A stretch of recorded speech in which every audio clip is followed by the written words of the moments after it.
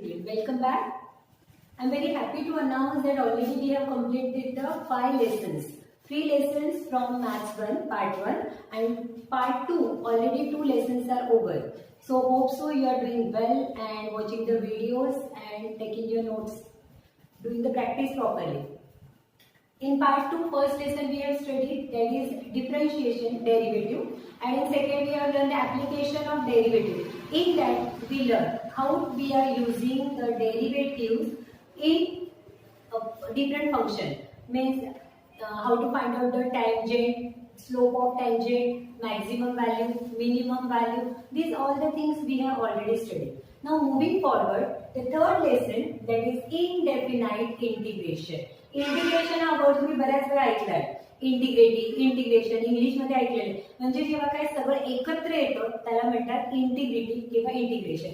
मग याच्यामध्ये आपल्याला तेच लर्न करायचं आहे की एखादं फंक्शन, छोटं फंक्शन दिलं असेल, त्या फंक्शनचा पूर्ण व्हॅल्यू काय येते. बघा डिफरन्शिएशन मध्ये आपण काय लर्न केलं होतं की हे एवढं मोठं जर फंक्शन असेल इथून इथपर्यंत तर त्याचे आपण छोटे छोटे पार्ट्स केले होते आणि तो एक पार्ट लर्न केला होता. पण आता याच्यामध्ये तुम्हाला एक छोटा पार्ट दिला जाईल आणि त्याच्यावरून आपल्याला ते मोठं बनवायचं आहे. म्हणजे in short integration is the mirror image of differentiation or derivative. जर तुम्ही पहिले 2 चॅप्टर व्यवस्थित लर्न केले, अजूनही केले नसेल तर वेळ गेलेली नाहीये, पुन्हा एकदा रेफर करा, सगळे फॉर्म्युले लर्न करा. कारण हे सगळे फॉर्म्युले रिव्हर्स मध्ये आपल्याला इंटिग्रेशन मध्ये यूज करायचे. हा चॅप्टर तुमच्यासाठी न्यू आहे कारण 11th स्टँडर्डला आपण हे लर्न केलेलं नाहीये काहीच. ठीक आहे. आता इंटिग्रेशन म्हणजे काय नेमकं, जसं मी सांगितलं की integration is the mirror image of derivative. एखादं फंक्शन दिलंय, ठीक आहे. आता या फंक्शनचं जेव्हा आपण डेरिव्हेटिव्ह काढतो, मग एखाद्या फंक्शनचं डेरिव्हेटिव्ह काढलं त्याचा आन्सर आला gx. फंक्शन होतं f ऑफ x, त्याचं डेरिव्हेटिव्ह काढलं आणि त्याचं डेरिव्हेटिव्ह आलं g ऑफ x. मग आता आपल्याला काय करायचंय, या g ऑफ x जर आपण इंटिग्रेशन काढलं, this is the sign of integration. म्हणजेच काय, हा छोटा s आहे ना, त्याला जर मी असं एक्सटेंड केलं, असं वाढवलं तर कोणती साइन तयार झाली आहे इंटिग्रेशनची. म्हणजे साइन करताना सुद्धा त्यांनी त्याचं तुम्हाला दाखवलं की इलॉबरेट करायचंय, मोठं करायचंय. ठीक आहे. मग आता बघा फंक्शन, त्याचं डेरिव्हेटिव्ह आणि त्या डेरिव्हेटिव्हचा आन्सर आलं होतं g ऑफ x. या g ऑफ x जर मी इंटिग्रेशन घेतलं तर आन्सर मिळतं फंक्शन. म्हणून मी याला म्हटलं की हे एक्झॅक्टली अपोजिट आहे. आता बघा थोडेसे फॉर्म्युले तुमचे आतापर्यंत लर्न झालेलेच आहेत. लॉग एक्स, या लॉग एक्सचं आपण डेरिव्हेटिव्ह काढलं. डेरिव्हेटिव्ह म्हणजे काय, d upon dx is equal to 1 upon x. हे त्याचं आन्सर झालं. लॉग एक्स या फंक्शनचं डेरिव्हेटिव्ह येतं 1 अपॉन x. आता आपण इंटिग्रेशन मध्ये काय लर्न करणार आहे, integration of 1 upon x is log x. Okay. मग आता फक्त इंटिग्रेशन मध्ये एक आहे की तुम्हाला आन्सर जेव्हा काढणार त्याच्या पुढे एक constant, c is the arbitrary constant. सीच्या कोणत्याही मेनी व्हॅल्यूज असू शकतात. आता c म्हणजे नक्की काय, तुम्ही डेरिव्हेटिव्ह मध्ये कॉन्स्टंट टर्मचे डेरिव्हेटिव्ह जेव्हा काढायचे, सपोज मी जर म्हटलं की याचा डेरिव्हेटिव्ह फाइंड आउट करा, त्याचं डेरिव्हेटिव्ह यायचं 3 प्लस 0, बरोबर. म्हणजे आन्सर झालं 3. हा जो 5 आहे तो आपण इथे जेव्हा लिहितो तेव्हा तो कोणत्या याच्यात येतो, ऑर्बिटरी कॉन्स्टंट म्हणजे c म्हणून. म्हणून याच्या पुढे जेव्हाही तुम्ही इंटिग्रेशनचा आन्सर काढला, आन्सर काढलं की लास्ट स्टेपला हा c लिहिणं अत्यंत आवश्यक आहे. जोपर्यंत तुम्ही हा c लिहिलाय तोपर्यंत तुम्हाला फुल क्रेडिट म्हणजे पूर्ण मार्क्स मिळणार नाही. आणि याचे मार्क्स आम्ही आता 12वीचे पेपर चेक करताना कट केलेले आहेत. त्याच्यामुळे लक्षातच ठेवायचंय, इंटिग्रेशन आलं, आन्सर काढलं की त्याच्या पुढे प्लस c हे लिहायचंय. ठीक आहे. आता थोडक्यात लक्षात आलंय, सपोज साइन एक्स आहे. साइन एक्सचं डेरिव्हेटिव्ह काय येतं, the derivative of sine x is cos x. म्हणजे integration of cos x is equal to sine x plus c. हे याला म्हणतात इंटिग्रेशन. मग आता या इंटिग्रेशनचे काही फॉर्म्युले आहेत. जे फॉर्म्युले तुम्ही डेरिव्हेटिव्ह मध्ये लर्न केले तेच सगळे फॉर्म्युले तुम्हाला याच्यामध्ये रिव्हर्स मध्ये करायचे. म्हणून मी परत सांगते की डेरिव्हेटिव्हचे सगळे फॉर्म्युले पुन्हा एकदा लर्न करा. सगळे ते एकदा लर्न झाले की इंटिग्रेशनचे आपोआप तुम्हाला काढता येईल. See student, when we are finding the derivative of any function, suppose it is given a function as derivative of 3x square. हा क्वेश्चन जेव्हा यायचा तेव्हा हा dx डिनॉमिनेटर मध्ये असायचा, म्हणजे डिवाइड करायचा दिलेल्या फंक्शनला. जर तुम्ही आता इथे प्रत्येक फॉर्म्युल्यामध्ये बघितलं तर dx हा इंटू आहे. म्हणून मी तुम्हाला बोलली की इंटिग्रेशन कसं एक्झॅक्टली अपोजिट आहे. तिथे जेव्हा तुम्ही गुणाकार करणार किंवा मल्टिप्लिकेशन करणार आहे तेव्हा त्याच टर्मला आपण इथे डिव्हिजन करणार. जसे इथे dx डिवाइडला होता तो इंटिग्रेशन मध्ये मल्टिप्लिकेशन लागेल. म्हणजे इव्हन फॉर्म्युल्याच्या रायटिंग पासून तुम्हाला रिव्हर्स बघायला मिळेल. आता जेव्हा त्याचा डेरिव्हेटिव्ह काढताना तुम्ही हा नंबर पुढे घ्यायचे 6x raised to 1. बरोबर, हा टू पुढे आला त्याच्यातनं मायनस केलं 1, पण आपण 1 जनरली लिहित नाही. आता बघा फॉर्म्युला कसा तयार झालाय x raised to n dx, आणि याचं जेव्हा इंटिग्रेशन काढणार आहे तेव्हा answer x raised to n plus 1 upon n plus 1 असायचं. म्हणजे काय, integration of x raised to 7 dx जर असेल x raised to n म्हणजे 7 झालं. मग आता याचं डेरिव्हेटिव्ह काढताना आन्सर येईल 7 मध्ये 1 ऍड करायचा आणि त्याच नंबरने पुढे डिवाइड करायचं. आपण काय करायचो, हा नंबर पुढे घ्यायचो आणि याच्यातनं एक मायनस करायचो. तर हा नंबर पुढे न घेता तो नंबर आता खाली जाणार आहे आणि त्याच्यामध्ये 1 1 ऍड करायचं. म्हणून थोडं कन्फ्युजन आहे, जसं जसं प्रॅक्टिस करायला लिहिणार आपोआप सगळं लक्षात राहील. ठीक आहे, x raised to 7 means x raised to 8 upon 8. But when you are finding the integration, but when we are doing the derivative, हा 2 पुढे येतो आणि या नंबर मधनं 1 मायनस होतो. ठीक आहे, so the first derivative is x raised to n into dx is equal to तो नंबर, जो कोणता नंबर इथे वरती असेल त्याच्यामध्ये 1 ऍड करायचा, जे आन्सर येईल त्याच आन्सरने डिवाइड करायचं आणि plus c arbitrary constant in each and every formula. Second one is k means constant. Derivative of constant is 0. But here the integration of constant, तो जो नंबर आहे त्याला इंटू x करायचं plus c. e raised to x simple आहे, जे derivative मध्ये येतं तेच इंटिग्रेशन मध्ये. e raised to x चं derivative e raised to x होतं. इथे integration of e raised to x. How to read this, integration of e raised to x dx is equal to e raised to x plus c. यांची answers इकडे दिले, लक्षात ठेवा. Okay, integration of sine x is equal to negative cos x. आपण cos साठी answer काढलं होतं negative sign, इथे आन्सर आहे. इथे थोडी तुमची गडबड होते, पण जिथे सी आन्सर येत आहे तिथे तुम्हाला मायनसची साइन द्यायची, लक्षात ठेवा. कॉट, कोसेक आणि कॉस सगळ्यांच्या पुढे आन्सर येईल negative. Integration of sine x dx is equal to negative cos x. Integration of tan x is equal to log sec x plus c. Integration of sec x tan x, integration of sec x is equal to log sec x plus tan x. Integration of sec square x is equal to tan x plus c. आपण tan x चा derivative sec square लिहिलं होतं, आता इथे opposite झालं. Integration of sec square x is equal to tan x. Integration of sec x tan x is equal to sec x. उलट बघा, sec x चा डेरिव्हेटिव्ह काय होतं, sec x tan x. tan x चा derivative sec square x. फक्त इकडनं इकडे जायचं तुम्हाला. ठीक आहे, आता इकडचं बघितलं 1 upon root x. 1 upon root x. Integration of 1 upon root x is equal to 2 root x plus c. a raised to x, तुम्ही तिथे a raised to x into log a करायचे, इथे into न करता डिवाइड करायचे plus c. 1 upon x, the integration of 1 upon x is log x. Integration of cos x sin x. Integration of cot x log sin x plus c. cosec square x. Me answer तुम्हाला सांगितलं होतं, जेव्हा answer तुमचं negative मध्ये c पासून start होतं तिथे तुम्हाला नेगेटिव्ह साइन द्यायची. Integration of cosec x minus cot x dx is equal to negative cosec x plus c. हे सगळे फॉर्म्युले, जर तुमच्याकडे बुक असेल टेक्स्ट बुक तर त्याच्या बॅक साईडला जिथे चॅप्टर संपतं तिथे हे सगळे फॉर्म्युले तुम्हाला दिलेले. त्याच्यामुळे तुम्ही हे आता इथून लिहा किंवा त्या टेक्स्टबुक मधनं लिहिले तरी तुम्हाला सेम मिळणार आहे. Okay, now we will see theorem 1, 2 and 3. Now how we have done in derivative same way. If the two functions are given, integration of f of x plus g of x, दोन function आहे त्याची addition दिली आहे into dx. Answer is integration of f of x dx plus integration of g of x dx plus c. हा झाला theorem for addition. Similarly theorem 2 म्हणजे तुम्ही इथे काय लर्न केलं, जेव्हा दोन फंक्शन्स दिलेले आहेत दोघांमध्ये ऍडिशन असेल तर पहिल्याचं इंटिग्रेशन काढायचं प्लस दुसऱ्याचं इंटिग्रेशन.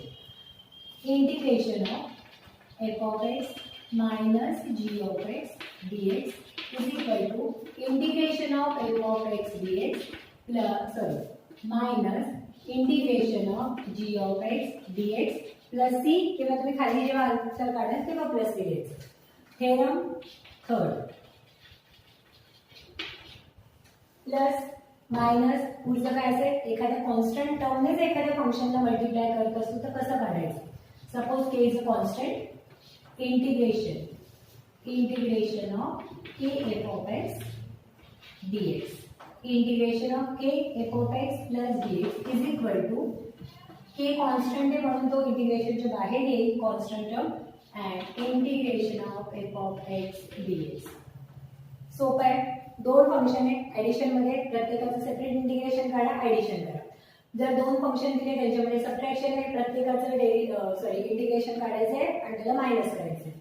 एखादा कॉन्स्टंट आहे. आता कॉन्स्टंट म्हणजे काय, सपोज इथे दिलंय 3 × x⁵ याचं तुम्हाला इंटिग्रेशन काढायचं आहे. आता फॉर्म्युल्यामध्ये बघा 3 हा कॉन्स्टंट आहे, मग तो बाहेर आला. Integration of x⁵ dx 3 as it is. x⁵ आपण पहिला फॉर्म्युला लर्न केला, या नंबर मध्ये एक ऍड करायचा, मग तो काय होईल x⁶ divide by 6 plus c. But दिस 3 1 3 2 6 म्हणजे या फंक्शनचं याचं इंटिग्रेशन काय येईल x⁶ divide by 2 plus c. आता जर तुम्हाला फॉर एक्झाम्पल बघायचं असेल तर हा घ्या, याचा डेरिव्हेटिव्ह काढा, बरोबर तुम्ही पुन्हा या क्वेश्चनवर येऊन द्या. ठीक आहे. मग या पद्धतीने आपल्याला एक्सरसाइज 3.1 स्टार्ट करायची आहे. First question based on integrate the following function with respect to x. Integration of the given function into dx. आता याचं इंटिग्रेशन करायचं आहे. फर्स्ट थेरम यूज होईल आणि या दोघांचे ऍडिशन म्हणजे इथे फर्स्ट थेरम, जिथे मायनस आहे तिथे second theorem.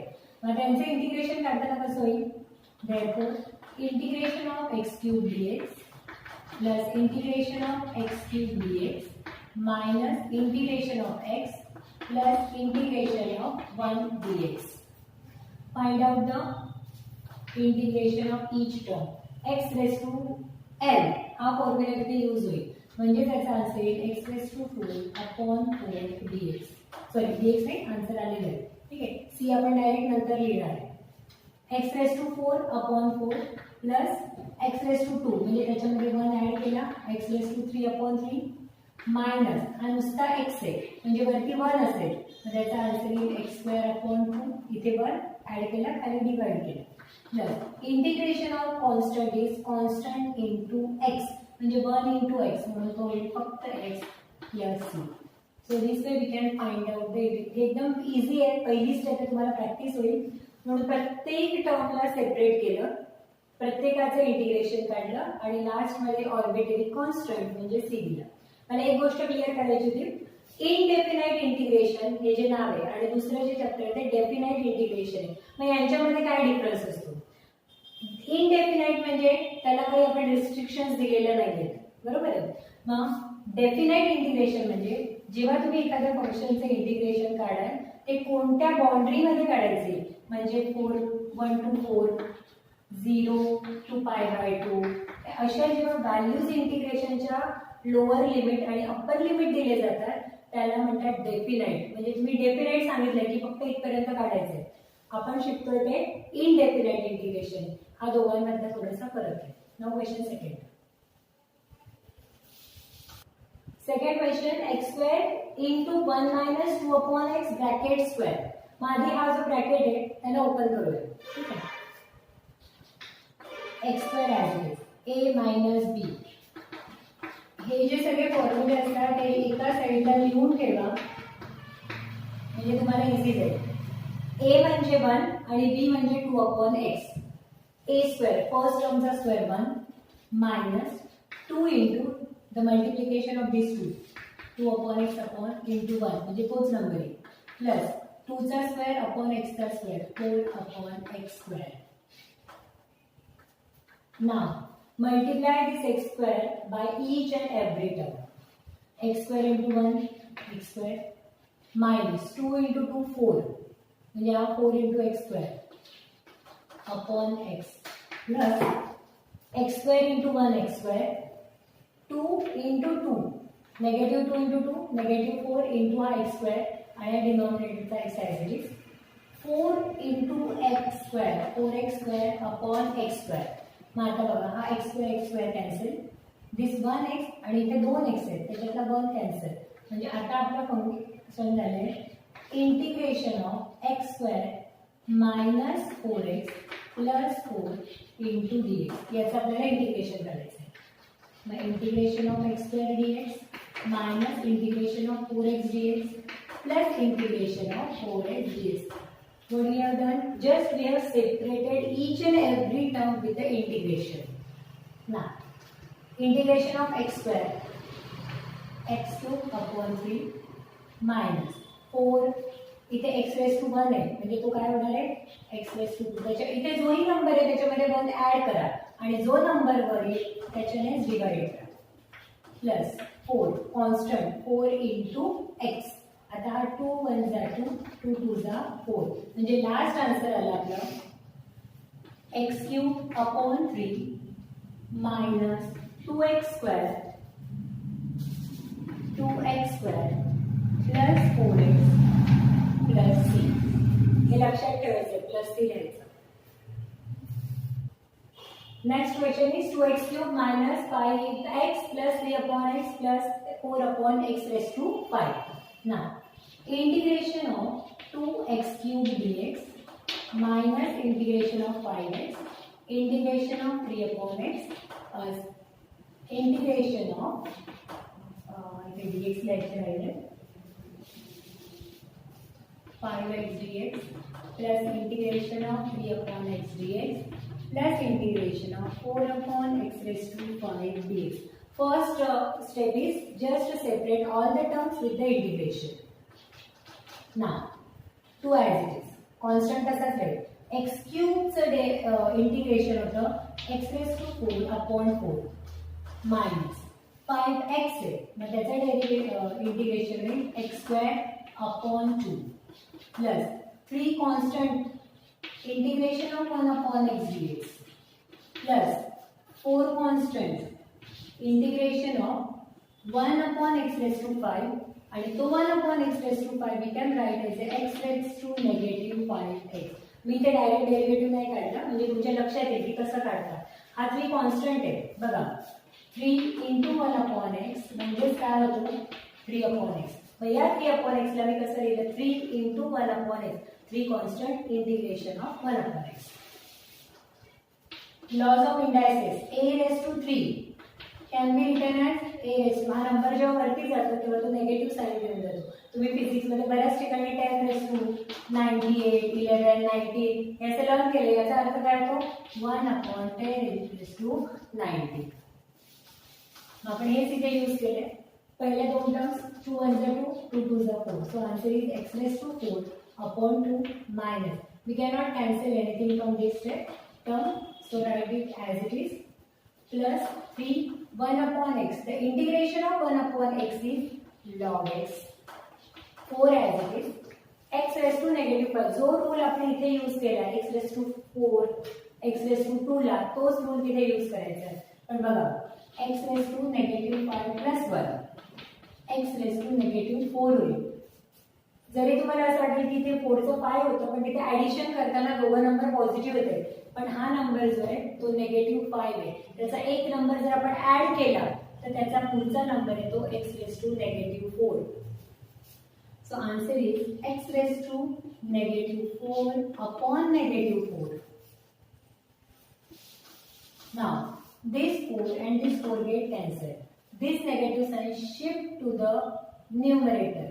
So the last answer is x raised to 4 upon 2 minus 5x square upon 2 plus 3 log x minus x raised to negative 4. मला x raised to negative 4 न लिहिता we can write it as a x raised to 4. This way also we can write it. And the last step is plus c. So this way we can find out the answer. पहिला question होता म्हणून सगळं easy दिलं होतं. आता याच्यापुढे आपल्याला ट्रिग्नोमेट्रिकचे जेही फॉर्म्युले आपण लर्न केले 9th स्टँडर्ड पासून ते सगळे आठवायचे आणि ते यूज करायचे. ठीक आहे. Integration of tan square x. Actually integration of tan square x हा फॉर्म्युलाच आपल्याकडे नाहीये. ठीक आहे. मग आता काय करायचं, मग या tan स्क्वेअरला आपण एखाद्या दुसऱ्या टर्म मध्ये कन्वर्ट करू शकतो का. मग इंटिग्रेशन ऑफ ट्रिग्नोमेट्रिकची second identity sin square theta plus cos square theta 1 ही फर्स्ट आयडेंटिटी. दूसरी आयडेंटिटी काय होती, 1 minus tan square theta is equal to sec square theta. It means that 1 minus sec square theta is equal to tan square theta. म्हणजे टॅनच्या जागेवर आपण काय लिहू शकतो, 1 minus sec square x dx. Now first function minus second function is equal to integration of 1x minus 1 into dx minus sec square x dx. आता easy आहे. आता याचा आपण काढू शकतो. Integration of 1 is x minus integration of sec square x that is tan x. tan x चा derivative येतं sec square x. Integration of sec square is tan x plus c. Second example आहे integration of sin x upon cos square x. मध्ये इथे u upon v हा rule use होईल का, नाही.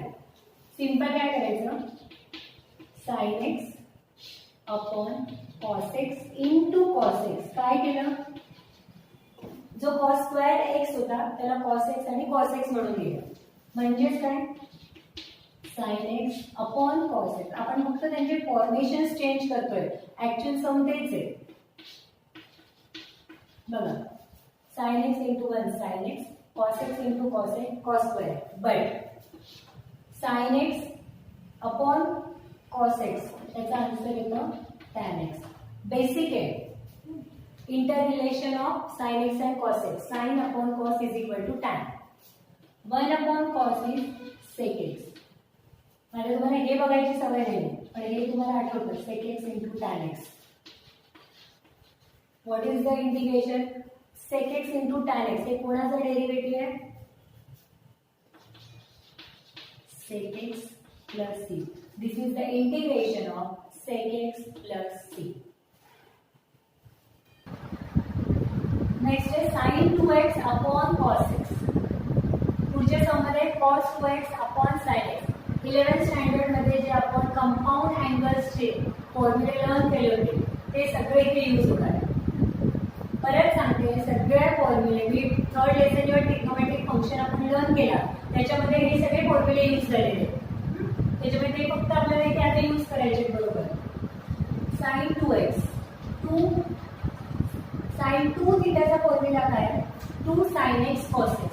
आता sin 2x च्या ऐवजी काय लिहायचे, 2 sin x into cos x upon cos x into dx. This cos x and this cos x cancel is equal to integration of 2 sin x into dx. Take this 2 as a constant. Integration of sin x dx. The integration of sin x is negative cos x plus c. So the last answer is negative 2 cos x plus c. That's fourth sum त्याच्यामध्ये cos 2x upon sin square x. The formula for cos 2x is 2 cos square x minus 1 upon sin square x. 2 cos square x minus 1 upon sin square x. This can be written as, now this sin square, हा जो sin square x आहे या दोघांना divide आहे, so we can separate it. 2 cos square x upon sin square x minus 1 upon sin square x dx. Cos upon sin 2 cos square x minus 1 upon sin म्हणजे cosec square x dx. पुन्हा जसं आपण त्याच्यामध्ये first घेतलं होतं tan square साठी आपल्याकडे formula नाही, cot square साठी नाही, tan square साठी नाही, but this cot square can be written as 1 minus cot square theta is equal to cosec square theta. Third identity. आता थर्ड आयडेंटिटीचा आपल्याला यूज करायचा आहे. cot square theta is equal to cosec square theta minus 1 dx minus cosec square x चं integration आहे तर negative cot x.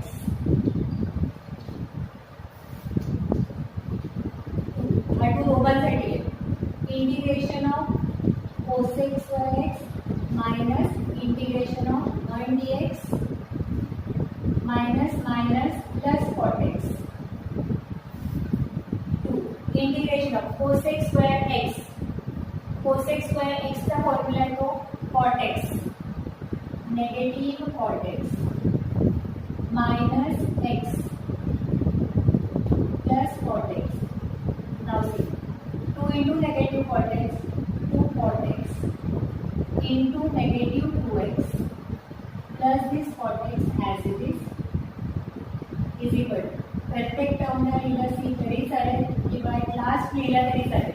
आता बघा हा नेगेटिव्ह cot x आणि हा एक पॉझिटिव्ह cot x.